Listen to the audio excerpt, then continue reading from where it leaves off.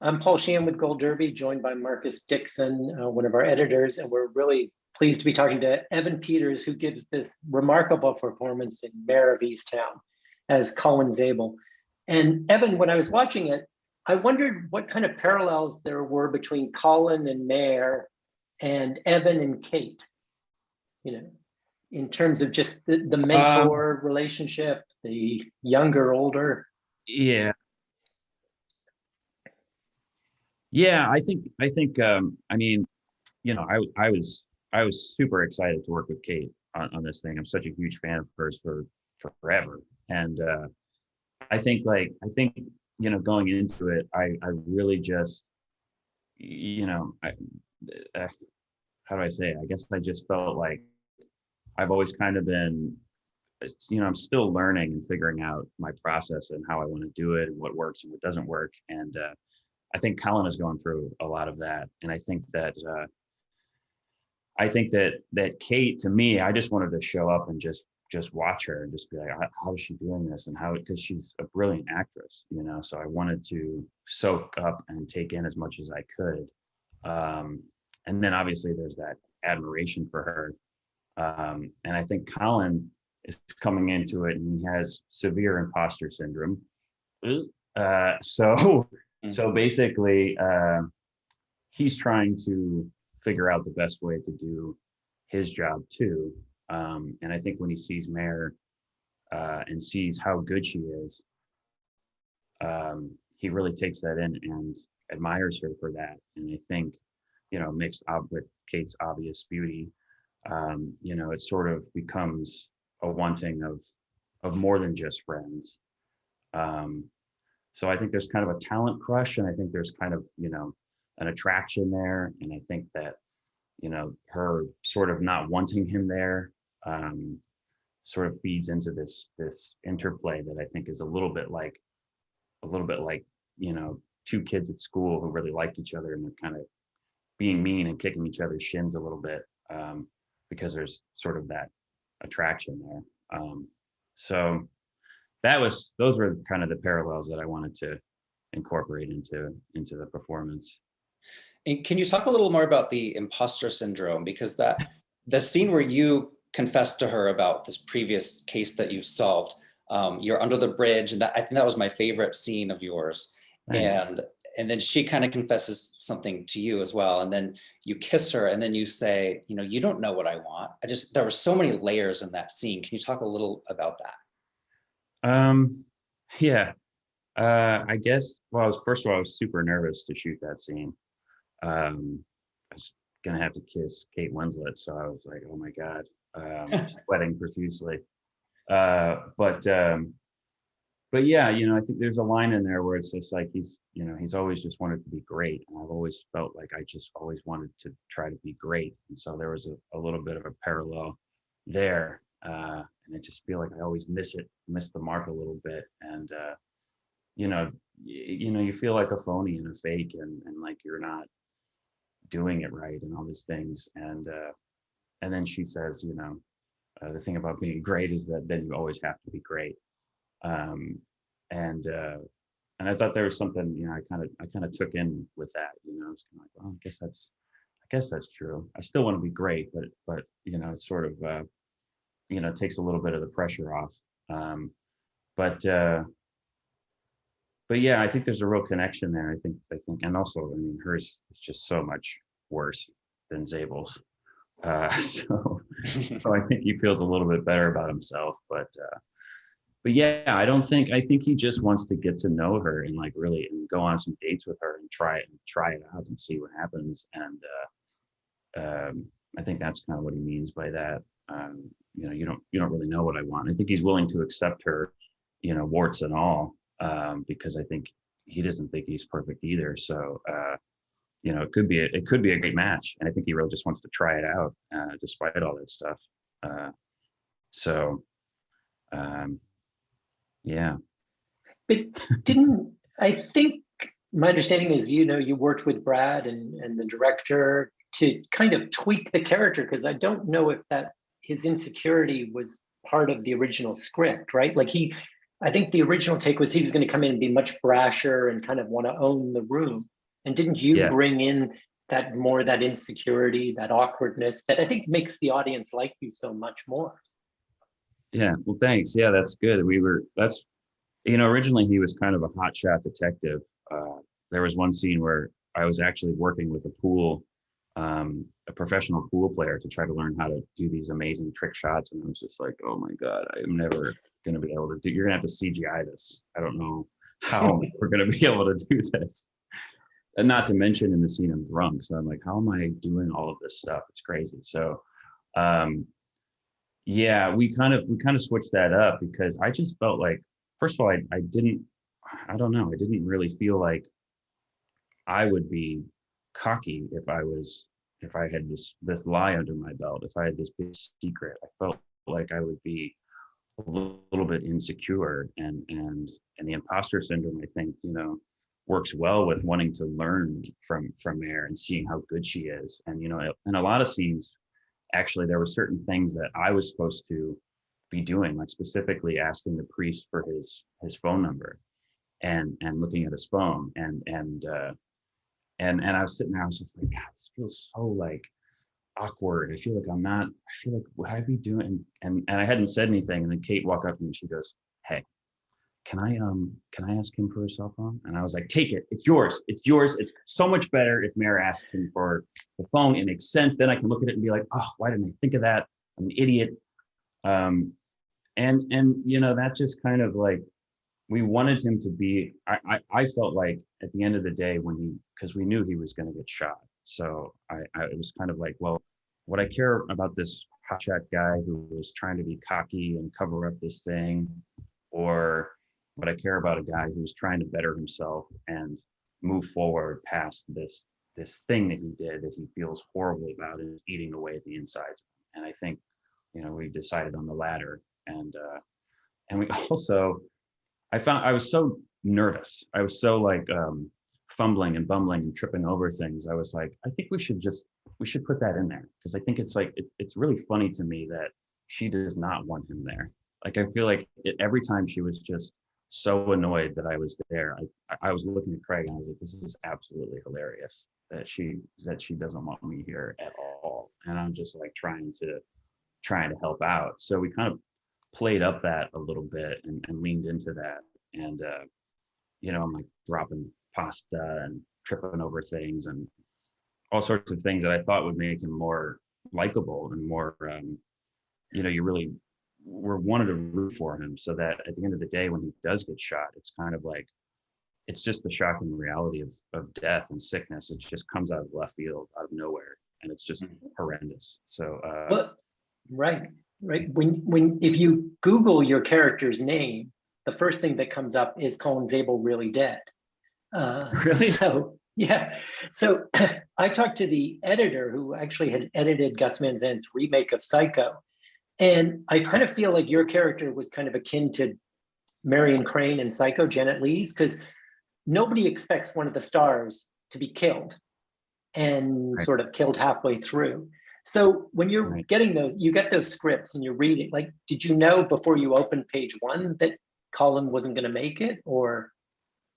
No, I didn't. I knew it was only 5 episodes, and I thought, oh, that's kind of interesting. I wonder what happens or where he goes. And as I was reading, my jaw dropped and hit the floor too. I was like, oh shit, okay. That changes things. That's interesting. It was so shocking, and I tried to figure out why. I was like, why are we putting that in there? And I think it was just the danger and the sort of maybe the death of morality. But maybe I'm reading too much into it. I don't know. One scene I wanted to highlight was the scene in the third episode where your character just is completely wasted at the bar, and his friends are like, come and play with us, and he wants to hang out with Kate Winslet. How challenging was that? I said, obviously. Yeah. You pick Kate Winslet over your friends, I think. How challenging or difficult is it to play a drunk character? I mean, is it easy? It's hard. It is really hard. I've done a lot of research over the years. So that wasn't hard. I I think we going into it, one of the first things Craig and I talked about was the level of drunkenness, and I think we kind of decided early that we wanted him to be shit canned, because it just, to me, it was always kind of like, he took this piece of evidence from this PI and sort of claimed it as his own, and I think he did it because he wanted the win so badly from being at this place in his life where he thought he would be married with kids and in a house and all these things, and he's living with his mom, and his girlfriend has moved up, his ex-girlfriend, sorry, has moved on and has kids and all sorts of things. So he's sort of stuck, and I think he takes it for the win. But it doesn't do what I think he planned it to do. And it just is just eating away at him and hurting him. So sorry, it's laundry day. And so I think he's drinking. We wanted it to be sort of shocking how drunk he was. It's like, what the hell? This guy is absolutely wasted. What's going on with him? That's interesting that he's so drunk, and with a coworker and hitting on her and all sorts of weird things that are going, that you don't sort of expect from this guy when you first meet him. So yeah, we sort of decided, let's make him really drunk, because I think that helps with the secret later on, and that he's trying to hide that and sort of bury that and sort of feel like he's moved on from it. And again, that sort of plays into looking at Kate's character Mare and sort of going like, well, I sort of stole this piece of evidence, and that makes me feel like a phony and an imposter, but you, Mare, are really, really good at your job, and go on your instinct and your gut. And I think he really wants to learn from that and become a better detective and win this case and do it the right way. I think that's really sort of what he's trying to do, is to finish this case and solve it in a way that feels true and good to him, in his gut, and where he can go home at night and put his head on the pillow and feel good. So yeah, that was a very long answer to that question. But yeah. I spoke last week to Julianne Nicholson, who said she has not watched the show at all except for that scene, and she was in such awe of your performance in it, because she acknowledged how tough it is to play a drunk scene. But you brought so much, you mentioned the research you've done over the years on that, but you did a ton of research on both the detective and then working, I guess, with the dialect coach on the accent. You just talk a little bit about that. Yeah, Suzanne Solby, our dialect coach, was phenomenal. I mean, she was from Philly, and she worked with everybody on the show, and just nailed it. And she really, I loved working with her. I loved her as a person, and she found this guy, Steve Baylor, who had a great Philly accent. It wasn't too much, it wasn't too little. It was kind of like right in the ballpark. And he, sorry, I'm going to the Dom right now. It's just totally wrong accent.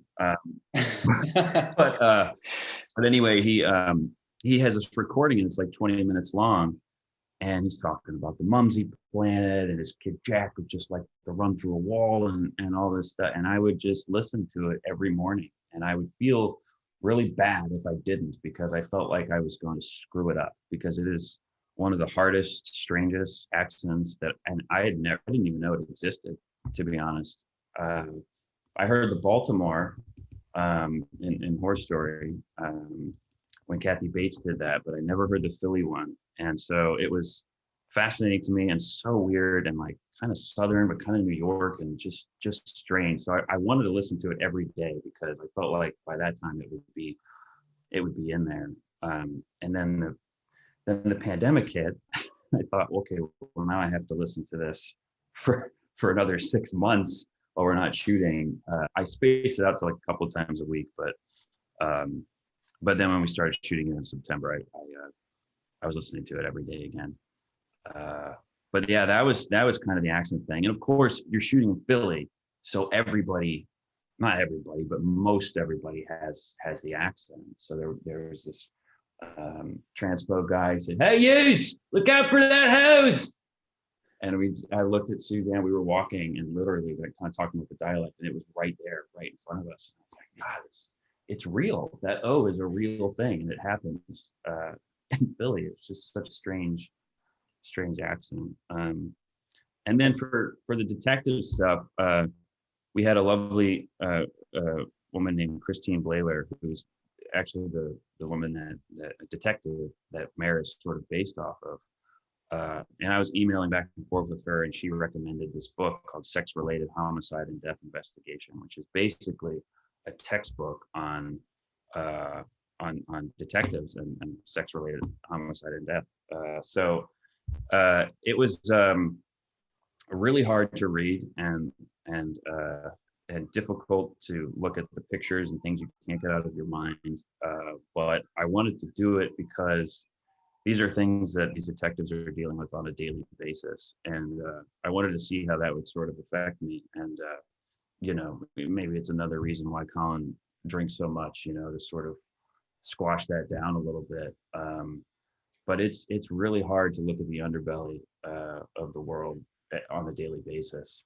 So I wanted to get into that and sort of, it's a textbook, so it sort of shows you what you should be doing in a crime scene, what you're looking for, and writing things down, and ballistics, and all sorts of things that are way over my head. But I wanted to read it and see if I couldn't soak some of that up. And then I watched a lot of First 48, which is it's a little dramatized. But the thing that I got out of that, and what I really liked watching out of that, was that the detectives were trying to get the win. They were always working together to try to solve this case because they cared and because they wanted the win. And also the interview scenes and the questioning scenes, you see them in movies a lot and TV a lot, but this was, a sort of real, you could really see it happening. They knew they were being recorded, but the camera is sort of hidden. It's more security footage, and you just got to see how they really question, and they sort of,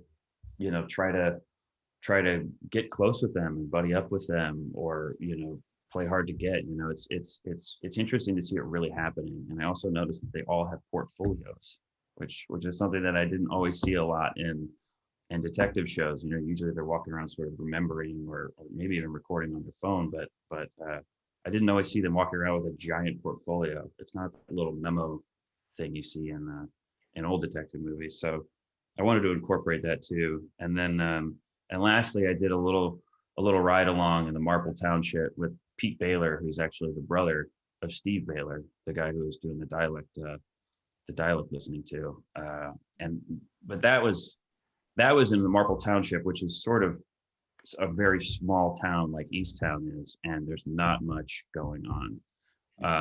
And there basically consisted of a Dunkin' Donuts run, unlocking someone's car, a 16-year-old sideswiped a person's car that was parked on the side while driving with her mom, and then I think there was a lost Saint Bernard that we were sort of searching for a little bit. So it's just it was a nice reminder that this is a small town, and that this murder is sort of and the missing persons is sort of a massive thing within this community, and everybody's sort of looking at everybody because everybody knows everybody, and it's a huge event for this town. So it sort of raised the stakes a little bit, which I thought was really, really helpful, especially in the interrogation and questioning scenes. And your show's a hit when Saturday Night Live does an entire spoof sketch of your show, which they called Murder Dirter. This clip went viral everywhere. What was your reaction? I haven't seen it. You yet. You have to. I know I have to watch it. I know I need to do that. It's on my watch list. And well, finishing up here, I know that you're going to be in American Horror Story. You're returning after taking last year off, and you can't talk about it. That's Ryan Murphy's rule. But I'm wondering if you can give us, maybe 3 words to describe your character. What can fans look forward to? 3 words. Gosh. Fun, silly,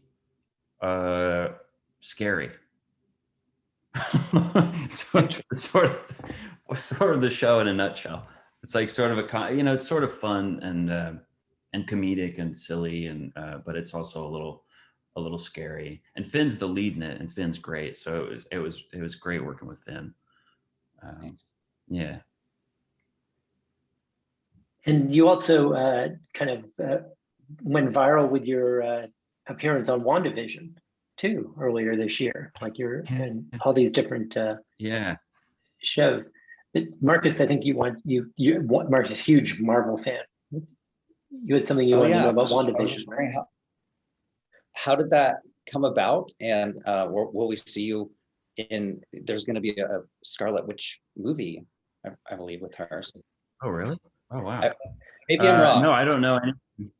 I don't know anything about anything in the future. And even if I did, I couldn't say anything because the Disney ninjas would come and take me out. Yeah. But yeah, that was, I mean, Kevin Feige was, so they were like, my agents were like, Kevin Feige wants to have a meeting with you. And I was like, really? I was like freaking out. Like, oh, that sounds okay. Great. Yeah. Yes. Whatever he says. Yes, I will do it. Absolutely. And then he pitched WandaVision, and like, you know, the sort of format of the show, how it's the 50s, the 60s, and it's like an ode to television because he grew up, or he loves television and he still watches all those old television shows. So I was like, just the format of it and the idea of it sounded incredible.